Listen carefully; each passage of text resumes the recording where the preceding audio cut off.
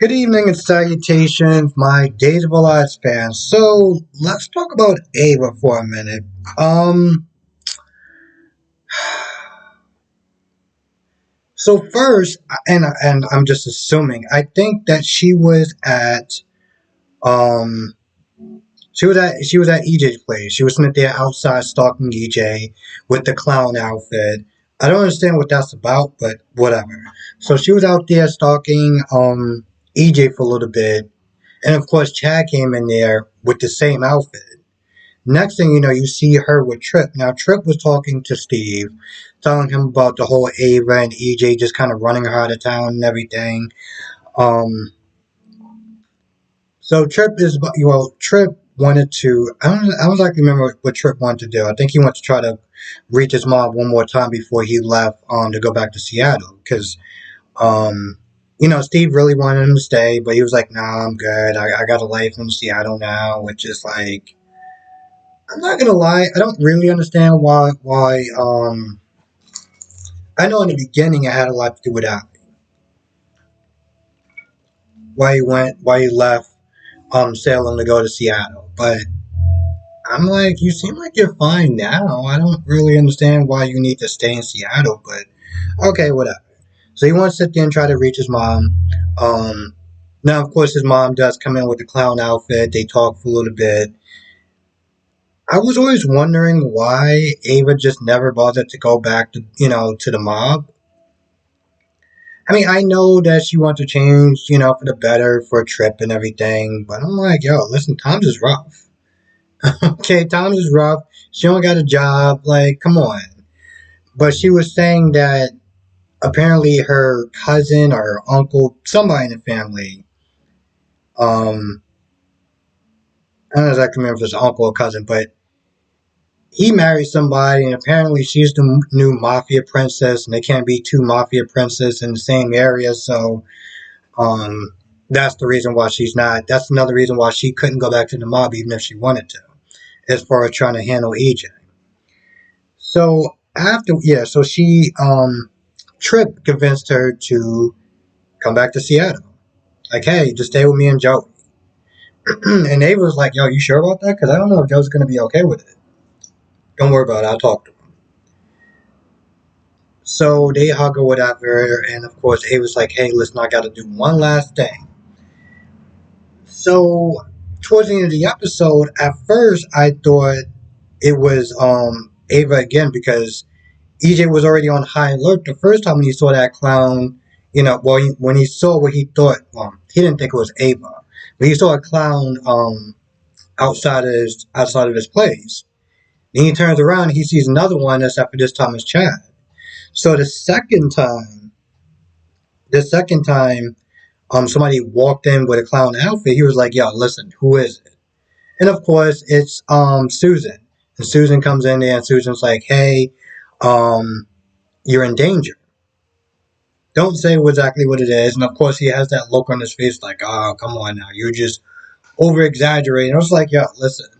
She's the first person that detected that the devil was in Salem. I think you need to take what she's saying a lot more serious than, "Oh, mother." It's like, nah, this isn't one of those things. Like, what she got going on is real.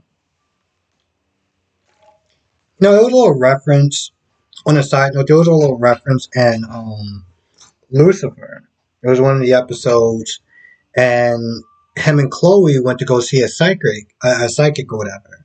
He was like, "Oh yeah, this should be really interesting." And he was like, "Yeah, Dad gave certain gifts to like certain people. Make of that what you will." Anyway, turns out Ava was actually visiting Jake's grave before she heads out to Seattle. So after talking to Jake, turns around, it's Charlie. Charlie's there. I'm just like, what? what is going on?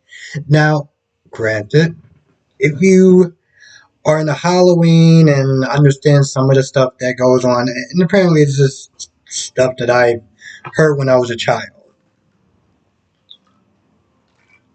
It's like the one night a year where the dead is allowed to just roam free. Given that it's Salem, let's just call it what it is. Let's just sit there and go with that little theory that I heard as a child to be true for this show. Because otherwise, I'm just like, what in the hell? Like, how did you just shoehorn Dale in again? How'd you do that?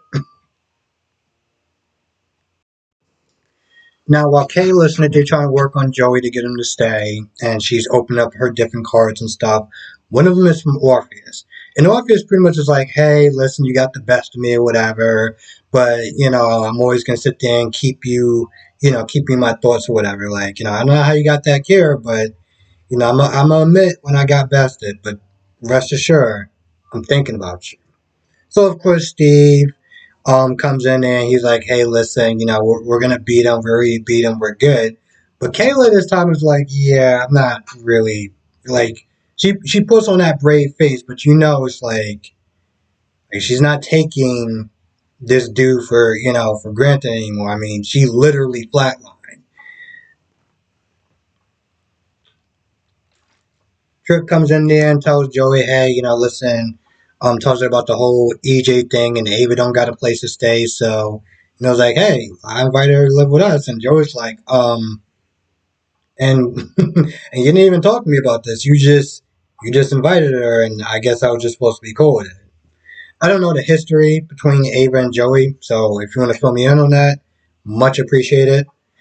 But it sounds like I would sit there and say it's somewhat of a done deal, except for now we got Charlie Dale that's back in town and well is alive because Salem.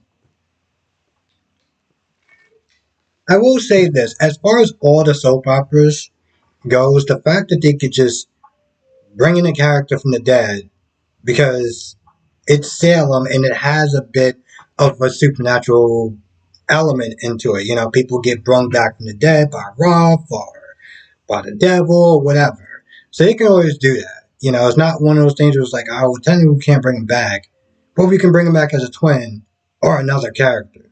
It's like, no, they're just going to bring him back from the dead because they can do that, And I guess it's kind of interesting because when I was on live stream yesterday, people was there saying, if they can bring back certain characters from B&B, even though that they're dead, I was like, well, wrong show for that. You gotta go to days, sit there and watch that. Watch people just come back from the dead like Charlie Dale, and I'm still just like,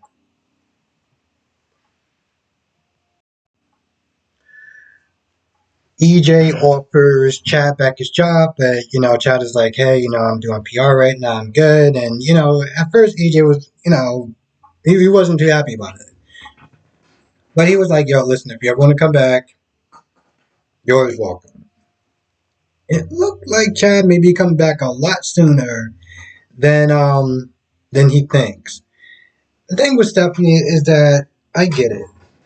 She's still new at this whole PR thing. Like she may be good as far as PR is concerned, but she did admit when she went to talk to Alex, she was like, "This whole blackmail thing is out of my depth."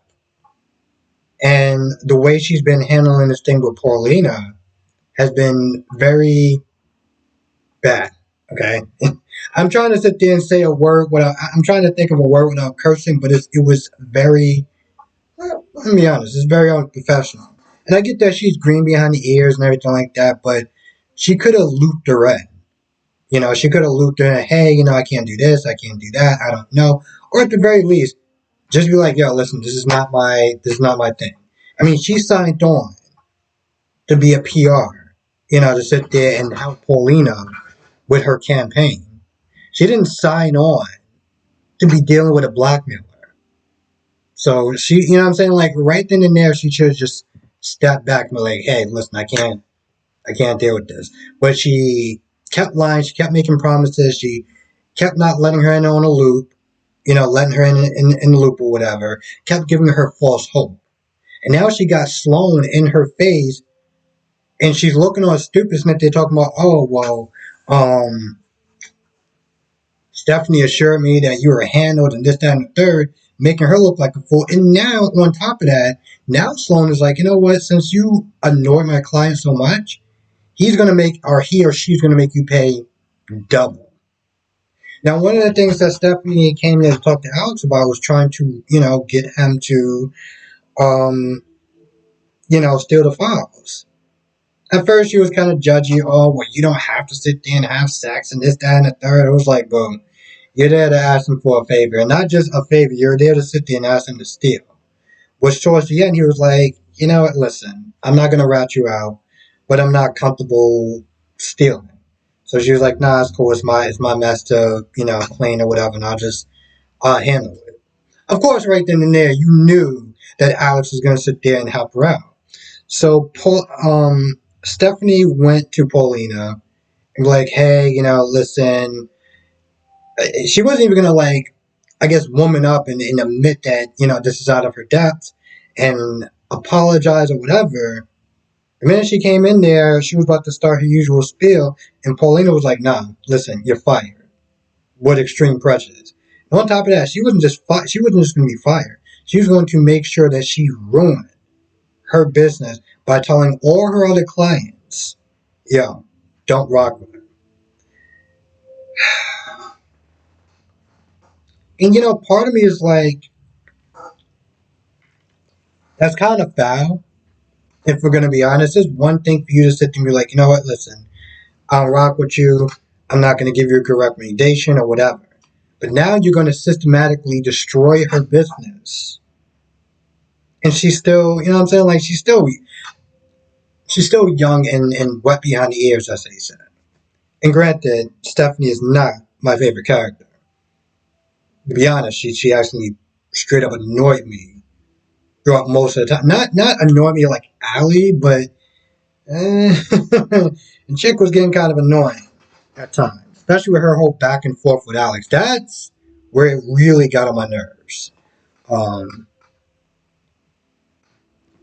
But at the same time, if you couldn't do the job, you should have just bowed out right then and there, because she knew that she couldn't handle a blackmailer. She knew she couldn't, but she wanted to prove herself, and dealing with a matter like that, it wasn't just Paulina, it was her daughter.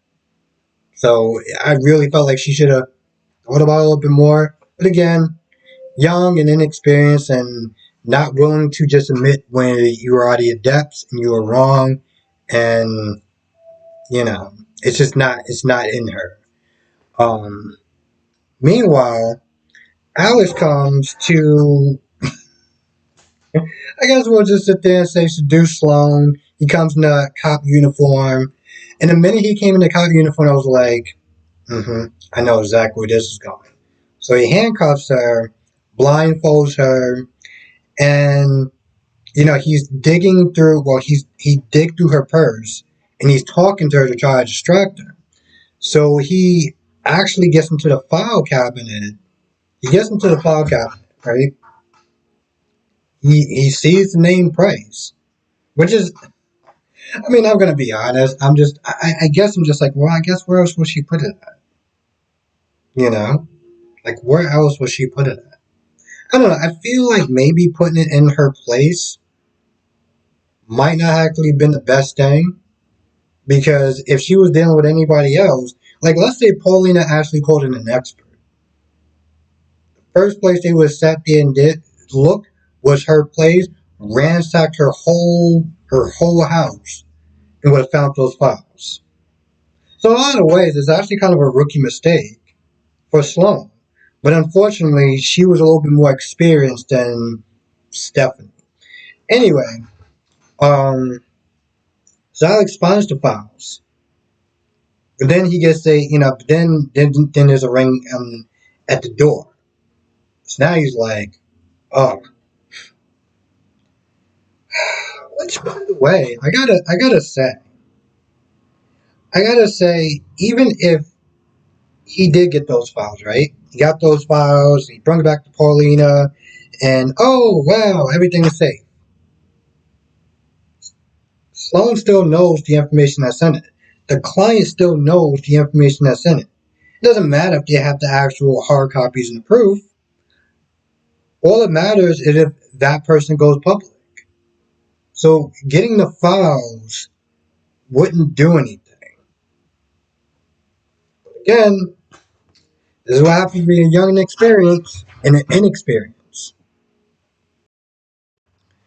Anyway, that's about it. So before I go, I did put this in my community tab, but if anyone didn't see, I've been having issues with my Wi-Fi. For some odd reason, it worked last night during the live stream, but it wasn't working all day, like all day. And the earliest that I was able to actually get a technician to come by my house is tomorrow. It's Saturday. So hopefully Saturday, the person comes by, they take care of everything, and it could just be good and everything like that. So, but it sucked. It sucked. I did was able to one up catching up and watching stuff like when I was at work, so I was able to do that. And if anyone actually watches GH, I know reality wasn't really that good anyway. Like I watched it, but it was like episode wasn't really great.